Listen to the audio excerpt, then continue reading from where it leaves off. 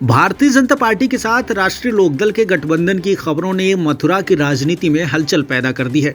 राजनीतिक गलियारों में चर्चा है कि गठबंधन हुआ और मथुरा लोकसभा सीट रालोद के हिस्से में गई तो 2009 की तरह एक बार फिर जयंत चौधरी यहां से चुनाव लड़ेंगे। रालोद को न सिर्फ मथुरा बल्कि प्रदेश के अन्य जाट बाहुल्य सीटों पर कोई जमीन वापस मिलने की उम्मीद है। इधर सपा खेमे में खलबली है। अब तक सपा रालोद गठबंधन के तहत मथुरा की सीट रालोद के खाते में है। 19 लाख से अधिक मतदाताओं वाली इस सीट को 3.5 लाख के करीब जाट मतदाता होने के कारण मिनी छपरौली कहा जाता है। 2009 में रालोद ने जयंत चौधरी को भाजपा के साथ गठबंधन में इस सीट से लॉन्च किया था। ब्रजवासियों ने उन्हें संसद में पहुंचाया, लेकिन वो भाजपा की सरकार न बनने के कारण कांग्रेस के साथ चले गए थे।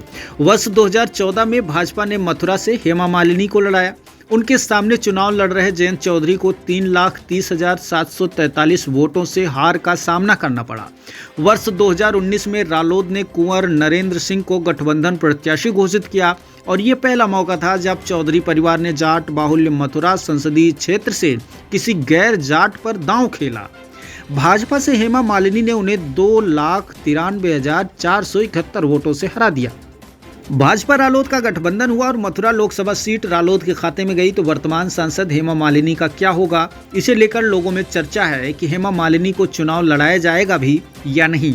आपको बता दें कि मथुरा लोकसभा सीट पर करीब 19.23 लाख मतदाता हैं। इनमें करीब 3.5 लाख जाट हैं, करीब 3 लाख ब्राह्मण ठाकुर हैं, करीब 1.5 लाख एससी हैं और इतने ही वैश्य परिवार से हैं।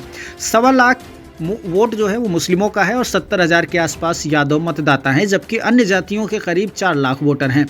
मथुरा लोकसभा सीट का वर्ष 1957 से रिकॉर्ड देखें तो अब तक भाजपा ने अकेले लड़ते हुए 6 बार जीत हासिल की है। कांग्रेस ने 4 बार जीत हासिल की है। सपा और बसपा का अब तक खाता नहीं खुला है।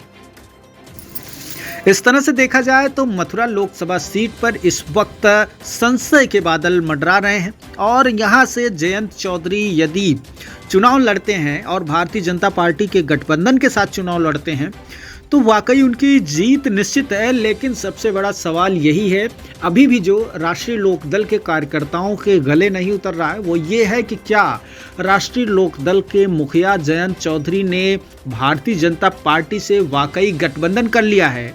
क्या 2024 का चुनाव भाजपा और रालोद एक साथ मिलकर लड़ेंगी?